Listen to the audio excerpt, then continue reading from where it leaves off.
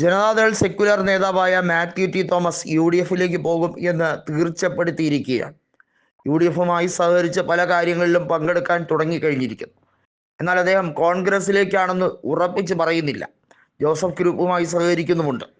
ഏത് നിലയ്ക്കായിരിക്കും അദ്ദേഹത്തിനെ UDF-ലേക്ക് എടുക്കുക എന്നുള്ളത് വലിയ രീതിയിൽ ചർച്ച ചെയ്യപ്പെടുന്നുണ്ട്.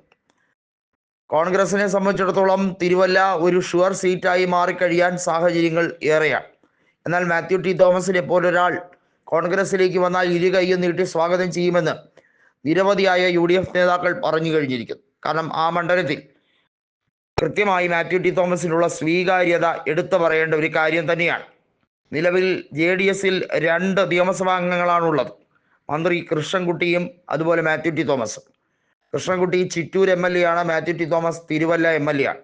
പാലക്കാടും പത്തനംതിട്ടയിലും ആയിട്ടാണ് 2 ജില്ലകളിൽ നിന്നായിട്ടാണ് ജനതാദൾ സെക്യുലറിന് ഏക MLA, ജനതാദൾ സെക്യുലറിന്റെ 2 MLA-മാരുള്ളത്. എന്നാൽ ഔദ്യോഗികമായി ജനതാദൾ സെക്യുലർ BJP-യോടൊപ്പമാണ്. അവരുടെ കേന്ദ്രമന്ത്രി എന്നത് കുമാരസ്വാമിയാണ്. അദ്ദേഹം നരേന്ദ്രമോദി ക്യാബിനറ്റിൽ വകുപ്പ് മന്ത്രി കൂടിയാണ്.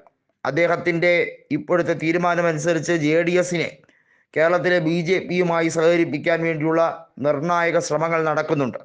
അതിനിടയിൽ കൃഷ്ണൻകുട്ടി കൃത്യമായി തീർത്തും പറഞ്ഞു, കേരളത്തിൽ ഇടതുപക്ഷവുമായി തന്നെ സഹകരിച്ച് മുന്നോട്ട് പോകാനാണ് നീക്കം. എന്നാൽ മാത്യു ടി തോമസിന് ശക്തമായ വിയോജിപ്പ് പിണറായി വിജയനുമായും അതുപോലെ തന്നെ കേരളത്തിലെ ഇടതുപക്ഷ സർക്കാരിനോടും കൃത്യമായി ഉണ്ട്. അത് മനസ്സിലാക്കി തന്നെയാണ് കൃഷ്ണൻകുട്ടിയുമായിട്ട് അകന്നിരിക്കുന്നത്. പാർട്ടി പരിപാടികളിൽ വരെ മാത്യു ടി തോമസ് വിഭാഗം ശക്തമായി ഒരു വിമത നീക്കം നടത്തി തുടങ്ങിയിരിക്കുകയാണ്. ഇതുൾപ്പെടെയുള്ളത് അടുത്ത നിയമസഭാ തെരഞ്ഞെടുപ്പിൽ കാണാൻ കഴിയും. ജോസഫ് ഗ്രൂപ്പിലേക്കാണോ മാത്യു ടി തോമസിൻ്റെ പോക്ക് എന്നുള്ളത് വലിയ രീതിയിൽ ചർച്ചയാകും. UDF-ൽ ജോസഫ് ഗ്രൂപ്പിൽ MLA-മാരായി 2 പേരാണ്. തൊടുപുഴ MLA ആയിട്ടുള്ള സാക്ഷാൽ PJ ജോസഫും അതുപോലെ കടുത്തുരുത്തി MLA ആയിട്ടുള്ള മോൻസ് ജോസഫ്. ഇരുവർ മാത്രമാണ് ഉള്ളത്. എന്നാൽ കൂടുതൽ രാഷ്ട്രീയ പാർട്ടികളിൽ നിന്നും അംഗങ്ങൾ ജോസഫ് ഗ്രൂപ്പിലേക്ക് എത്തും.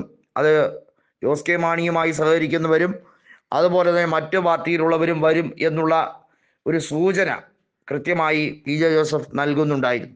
പാലാ MLA ആയിട്ടുള്ള മാണി സി കാപ്പനും അതുപോലെ തന്നെ ആന്റണി രാജുവുമൊക്കെ ജോസഫ് ഗ്രൂപ്പിലേക്ക് എത്തും എന്ന് വ്യക്തമാകുന്ന രാഷ്ട്രീയ നീക്കങ്ങളാണ് ഇപ്പോൾ കേരളത്തിൽ ഉടലെടുത്തിരിക്കുന്നത്. വളരെ വൈകാതെ തന്നെ അത്തരം ഒരു നീക്കം വന്നാൽ ജോസഫ് ഗ്രൂപ്പ് പ്രബല വിഭാഗമായി മാറും. PJ ജോസഫിൻ്റെ ഏറ്റവും വലിയ ആഗ്രഹം അവിടെ സാക്ഷാത്കരിക്കപ്പെടുന്ന ഒരു രാഷ്ട്രീയ സാഹചര്യം കേരളത്തിൽ ഉടലെടുക്കാൻ സാധ്യതയുണ്ട്.